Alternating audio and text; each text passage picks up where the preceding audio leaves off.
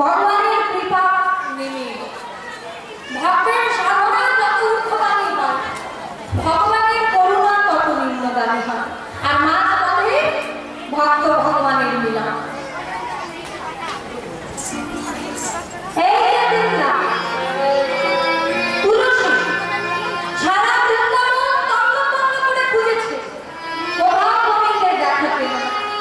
যেই না বদন ভাসিয়ে কেঁদেছে, অমনি ভগবানের কৃপা নেমে এলো। তুলসী মনে মনে চিন্তা করছে, সারা বৃন্দাবন আমি খুঁজলাম, কিন্তু রাধা কুণ্ডের তীরে এখনো দেখা হয়নি। যা সেখানে আছে কিনা দেখে আসে। তাম্বুল কর্পূর লইয়া ফুল মিলে না সরস্বতী কুলে। এবার সেইখানে গিয়ে দেখছে গোবিন্দ কিন্তু পাশে মধুমঙ্গলকে নিয়ে বসে রয়েছে রাধা কুণ্ডের তীরে।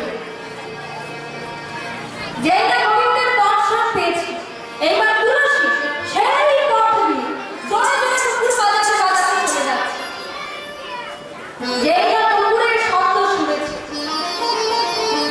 গোবিন্দ পিছন ফিরে তাকিয়েছে, দেখে তুলসী। যা এমন একজনের দেখা পাওয়া গেছে যার কাছে তার কথা কিছু জানলেই জানা যেতে পারে। এবার গোবিন্দ তুলসীকে ডাকলেন, ও তুলসী, দেখিয়া তুলসী জগতে বসানো আছে, দেখিয়া তুলসী হয়ে হরসি সাগরে বসাইয়া বলে, দেখিয়া তুলসী নগর হরসি জগতে বসানো আছে, দেখিয়া তুলসী নগর হরসি সাগরে বসানো আছে।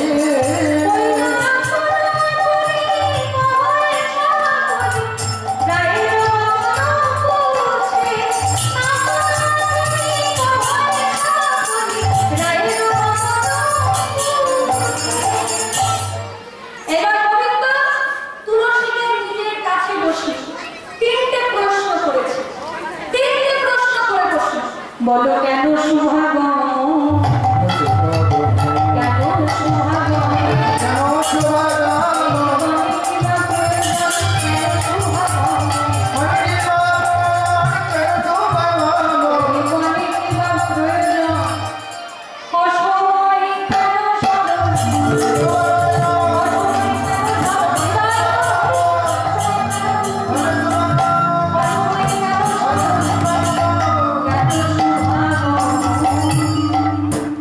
তাহলে গোবিন্দ তিনটে প্রশ্ন করল।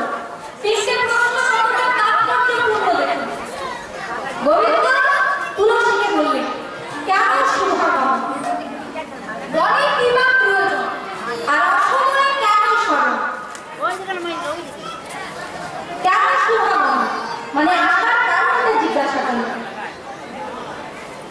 আর মায়েরা দেখবেন, যে মায়েরা যে মেয়েরা একটু ঝোঁক রুখে তাদের মুখে কিছু বলার দরকার নেই, বেশ কিছু অঙ্ক ভক্তিমা প্রকাশ করে বোঝা যায় মেয়েটা ঝগড়া করতে এসেছে।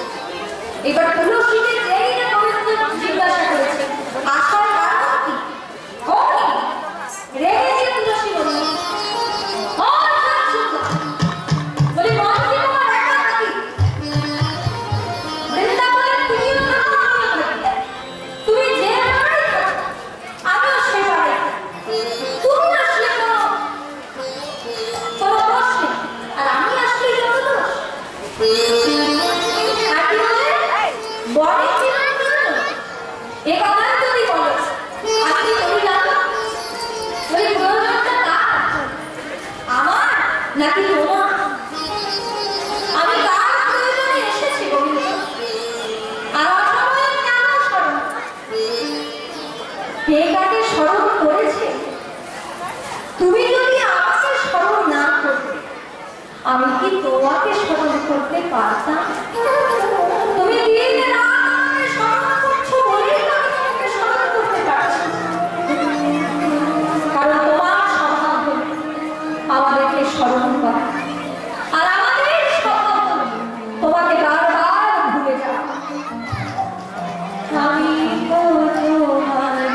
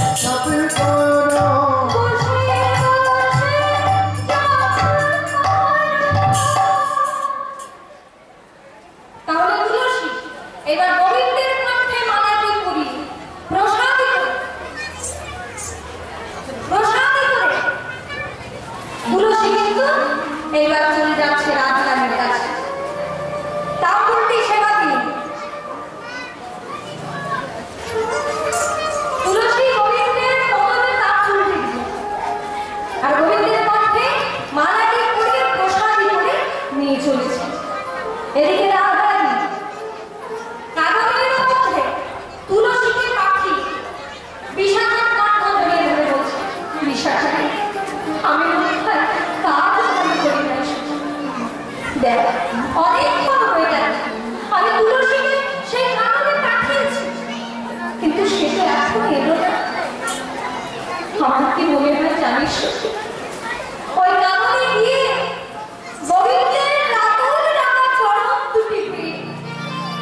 আমার তুলসী নিবেদিত হয়ে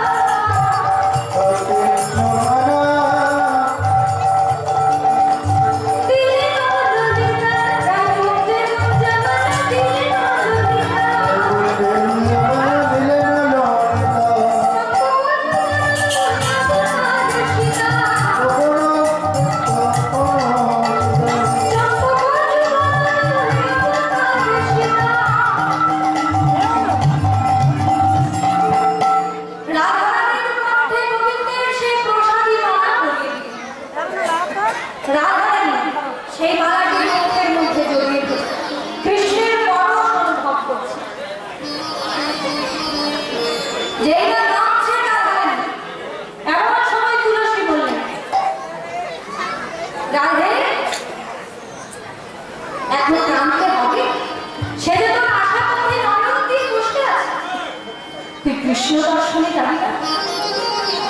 রাধারানী বললেন, হ্যাঁ কৃষ্ণ বাদিনীর ঘরে বসবাস করি, যে ঘরে কৃষ্ণ ভজনে শতবাধা, কৃষ্ণ কথা বলিতে মানা, কৃষ্ণ দর্শনে শতবাধা।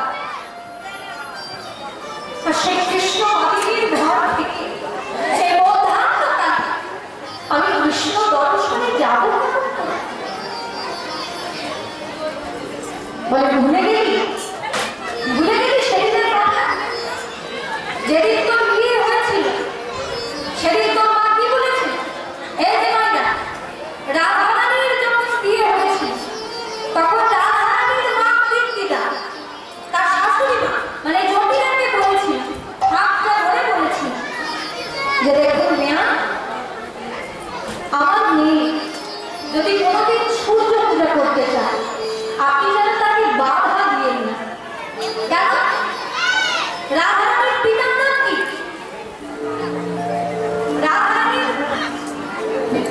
রাধারানীর বাবার নাম হচ্ছে বৃষভানু। তারা তিন ভাই, বৃষভানু, চন্দ্রভানু, সুভানু। আপনারা লক্ষ্য করুন প্রত্যেকটা নামের পেছনে কিন্তু ভানু শব্দটা যোগ রয়েছে। ভানু মানে কি? সূর্য। এই বংশের নিয়ম হচ্ছে বছরে অন্তত একবার হলেও সূর্য পূজা করতে হয়। যে রাজা কৃষ্ণ ভজে সে বড় চতুর। তাহলে উপায় হয়ে গেছে, চল আজকে সূর্য পূজার ছলনা করে কৃষ্ণকে দেখতে চল। বলে তাহলে আমি মায়ের কাছে অনুমতি নিয়ে আসি, শাশুড়ি মায়ের কাছে অনুমতি নিয়ে আসি। এবার শাশুড়ি মা কোথায়? দেখো রন্ধনশালা রান্না করছে, আর সেইখানে গিয়ে পিছনে দাঁড়িয়ে ঘোমটাটা বড় করে টেনে নিয়ে রাধারানী ঘোমটাটা বড় করে টেনে নিয়ে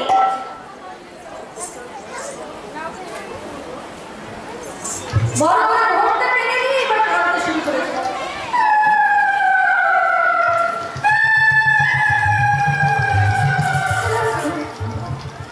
জটিলা বলছে কি বৌমা তুমি এভাবে কাঁদছো কেন? বলে মা আমি স্বপ্ন দেখেছি। কি স্বপ্ন? আমি নিশির শেষে স্বপ্ন দেখেছি। স্বপ্নে সূর্যদেব আশীর্বাদ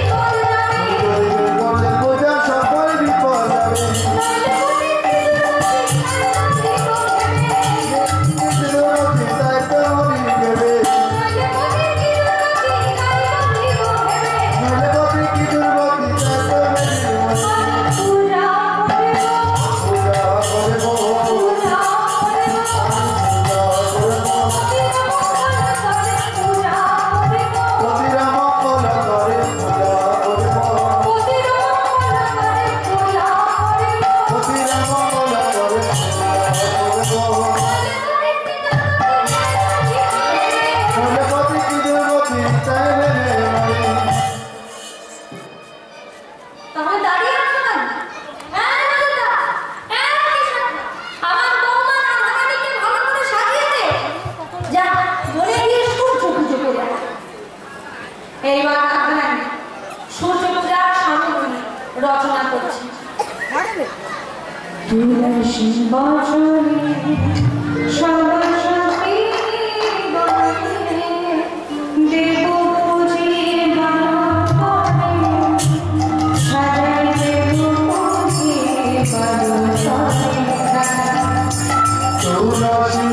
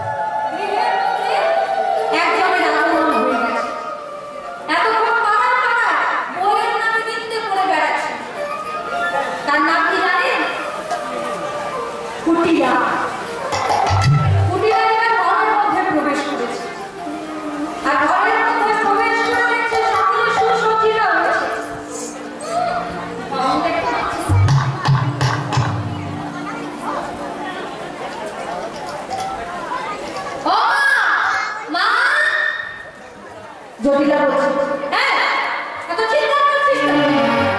আমি তো চিৎকার করি নাই তো। এরা একটা সুন্দর করে কোথায় যাচ্ছে? বলে ও এই কথা। আসলে তুই তো জানিস না তোর দাদার কোনো বিপদ। বলে দাদার আবার কি হলো? বলে আমার বৌমা নিশির শেষে স্বপ্ন দেখেছে।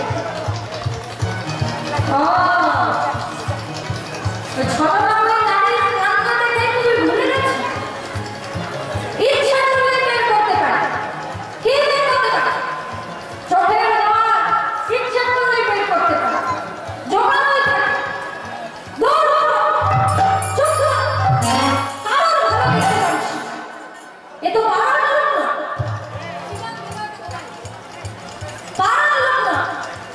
নিজের দাদার ভালোটা দেখতে পাচ্ছিস না? তোর নাম কুটিলা রেখেছিলাম, ঠিক হয়েছে। স্বামীর মর্ম কি বুঝবি রে?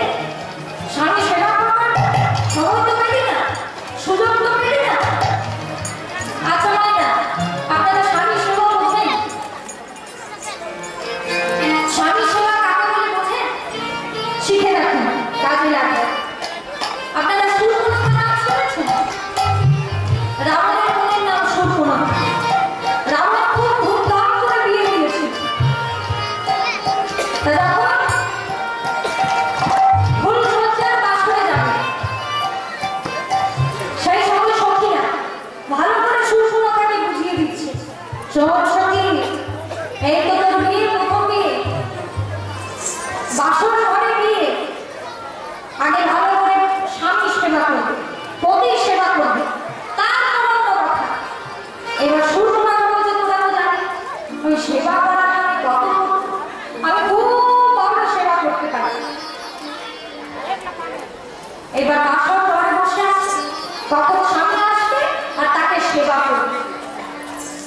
এবার যেই না সুরমার পর এসেছে, স্বামী যেই না প্রবেশ করেছে, অমনি খপ করে ধরেছে, টপ করে শিখে রাখলো স্বামী সেবা। সারা জীবন রাবণের ঘরে বসে রাবণের 14 গোষ্ঠী সৃষ্টি পুজো করেছে ওই এক সুরমা। তা স্বামী সেবা কি বুঝবি রে? স্বামী সেবা করবার তো সুযোগ দিলি না। বলে ও এটা তো দেখছি বেশ ভালো, মাকে যত্ন করেছে, হাত করে দিয়েছে, আমিও ছাড়বার পথ নেই। আমার নাম কুপিলা। বলে বেশ মা, তা দেখো ওরা আমার দাদার মঙ্গল কামনা করে পুজো করতে যাচ্ছে, তামিও তো দাদার বলবে, আমিও যাবো বেশ হয়ে যাবে। যার জন্য তুমি চুরি সেই বলেছে। রাধারানী বলবে এই ললিতা, ওই দেখ ননদী বলছে সঙ্গে যাবে, এবার কি হবে? ললিতা বলছে রাধে চিন্তা নেই, আমরা যার তপস্বরে যাচ্ছি তিনি হলেন বিপদ ভঞ্জন মধুসূদন, বিপদে তিনি আমাদেরকে রক্ষা করবেন। চল আমরা তাকে স্মরণ করে তার দর্শনের পথে নেমে পড়ি।